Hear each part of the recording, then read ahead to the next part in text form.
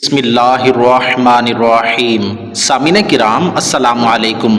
نواسہ رسول سیدہ فاطمہ کے لال مولا علی کے لخت جگر حضرت امام حسین رضی اللہ تعالیٰ عنہ جب شدت پیاس کی وجہ سے دریائے فرات پر پہنچے اور پانی پینا چاہتے تھے کہ کم بخت حسین بن نمیر نے تیر مارا جو آپ کے دہن مبارک پر لگا۔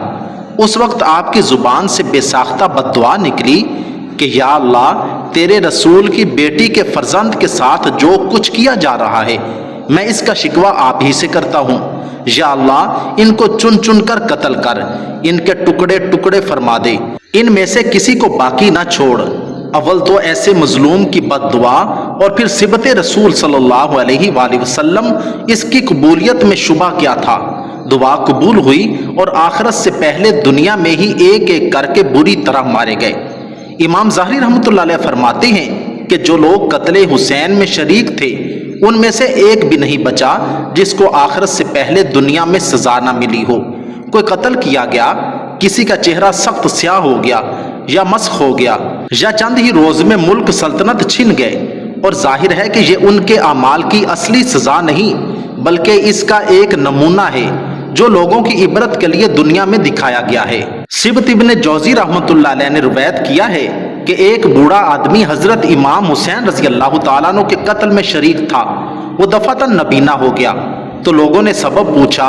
اس نے کہا کہ میں نے رسول اللہ صلی اللہ علیہ وآلہ وسلم کو خواب میں دیکھا کہ آستین چڑھائے ہوئے ہیں، ہاتھ میں تلوار ہے اور آپ کے سامنے چمڑے کا وہ فرش ہے جس پر کسی کو قتل کیا جاتا ہے، اور اس پر قاتلان حسین میں سے 10 آدمیوں کی لاشیں ذبح کی ہوئی پڑی ہیں۔ اس کے بعد آپ نے مجھے ڈانٹا اور خون حسین کی ایک سلائی میری آنکھوں میں لگا دی۔ میں صبح اٹھا تو اندھا تھا۔ ابن جوزی رحمۃ اللہ علیہ نے نقل کیا ہے کہ جس شخص نے حضرت امام حسین کے سر مبارک کو اپنے گھوڑے کی گردن میں لٹکایا تھا، اس کے بعد اسے دیکھا گیا کہ اس کا منہ کالا تارکول ہو گیا۔ لوگوں نے پوچھا کہ تم سارے عرب میں خوش روح آدمی تھے، تمہیں کیا ہوا؟ اس نے کہا جس روز سے میں نے وہ سر گھوڑے کی گردن میں لٹکایا، جب ذرا سوتا ہوں 2 آدمی میرے بازوؤں سے پکڑتے ہیں اور مجھے ایک دیکھتی ہوئی آگ پر لے جاتے ہیں اور اس میں ڈال دیتے ہیں جو مجھے جھلس دیتی ہے، اور اسی حالت میں وہ چند روز کے بعد مر گیا۔ نبیر ابن جوزی رحمۃ اللہ علیہ نے سدی رحمۃ اللہ علیہ سے نقل کیا ہے کہ انہوں نے ایک شخص کی دعوت کی۔ مجلس میں یہ ذکر چلا کہ حسین کے قتل میں جو بھی شریک ہوا اس کو دنیا میں ہی جلد سزا مل گئی۔ اس شخص نے کہا کہ بالکل غلط ہے، میں خود ان کے قتل میں شریک تھا، میرا کچھ نہیں بگڑا۔ یہ شخص مجلس سے اٹھ کر گھر گیا، جاتے ہی چراغ کی بتی درست کرتے ہوئے اس کے کپڑوں میں آگ لگ گئی اور وہ وہیں جل بھن کر رہ گیا۔ سدی رحمۃ اللہ علیہ فرماتے ہیں کہ میں نے خود اس کو صبح دیکھا تو وہ کوئلہ بن چکا تھا۔ جس شخص نے حضرت امام حسین کے تیر مارا اور پانی تک نہ پینے دیا، اس پر اللہ تعالیٰ نے ایسی پیاس مسلط کر دی کہ کسی طرح بھی پیاس نہ بجھتی تھی، پانی کتنا ہی پی جائے پیاس سے تڑپتا ہی رہتا تھا، یہاں تک کہ اس کا پیٹ پھٹ گیا اور وہ مر گیا۔ شہادت حسین کے بعد یزید کو بھی ایک دن بھی چین کا نصیب نہ ہوا۔ تمام اسلامی ممالک میں خون شہداء کا مطالبہ اور بغاوتیں شروع ہو گئیں۔ اس کی زندگی اس کے بعد 2 سال 8 ماہ اور ایک روایت میں 3 سال 8 ماہ سے زائد نہیں رہی۔ دنیا میں بھی اس کو اللہ تعالیٰ نے ذلیل کیا اور اسی ذلت کے ساتھ ہلاک ہو گیا۔ قاتلان حسین پر طرح طرح کی آفات ارضی و سماوی کا ایک سلسلہ تو تھا ہی۔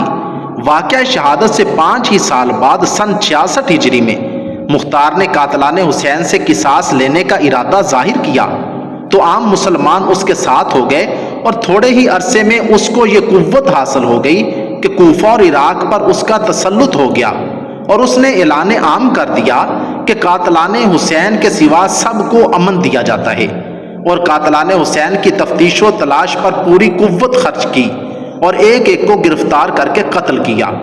ایک روز میں 248 آدمی اس جرم میں قتل کیے گئے کہ وہ قتل حسین میں شریک تھے۔ اس کے بعد خاص لوگوں کی تلاش اور گرفتاری شروع ہوئی۔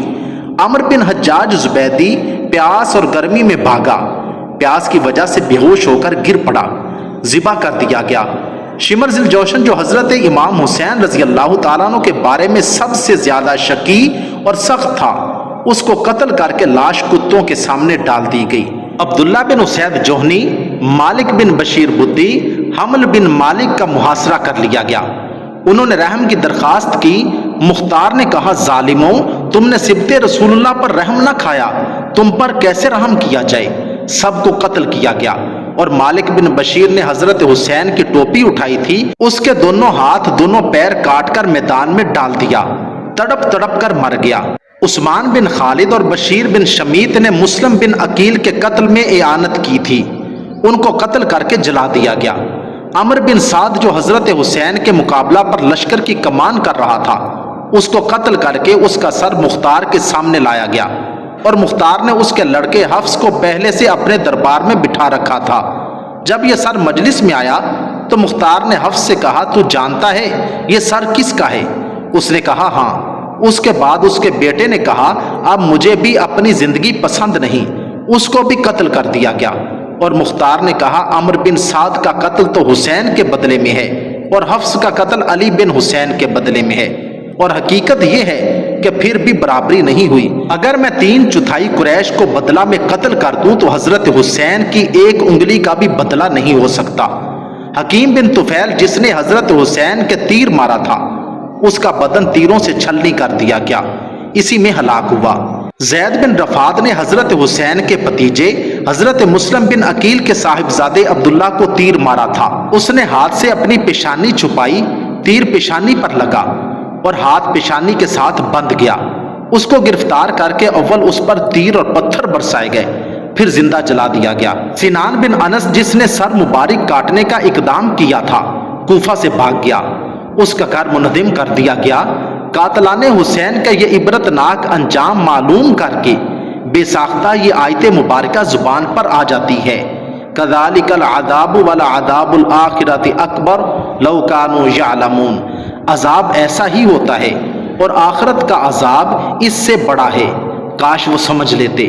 عبد الملک بن عمیر لیثی کا بیان ہے کہ میں نے کوفہ کے قصر عمارت میں حضرت حسین کا سر عبداللہ بن زیاد کے سامنے ایک ڈھال پر رکھا ہوا دیکھا، پھر اسی قصر میں عبداللہ بن زیاد کا سر کٹا ہوا مختار کے سامنے دیکھا، پھر اسی قصر میں مختار کا سر کٹا ہوا مصعب بن زبیر کے سامنے دیکھا، پھر اسی جگہ مصعب بن زبیر کا سر عبد الملک کے سامنے دیکھا۔ میں نے یہ واقعہ عبد الملک سے ذکر کیا تو وہ اس قصر کو منحوس سمجھ کر یہاں سے منتقل ہو گیا۔ حضرت ابو ہریرہ رضی اللہ تعالیٰ عنہ کو شاید اس فتنے کا علم ہو گیا تھا، وہ آخر عمر میں یہ دعا کیا کرتے تھے کہ یا اللہ آپ سے پناہ مانگتا ہوں 60ویں سال اور 9 عمروں کی عمارت سے۔ ہجرت کے 60ویں سال ہی یزید جیسے 9 عمر کی خلافت کا قضیہ چلا اور یہ فتنہ پیش آیا۔ انا للہ و انا الیہ راجعون۔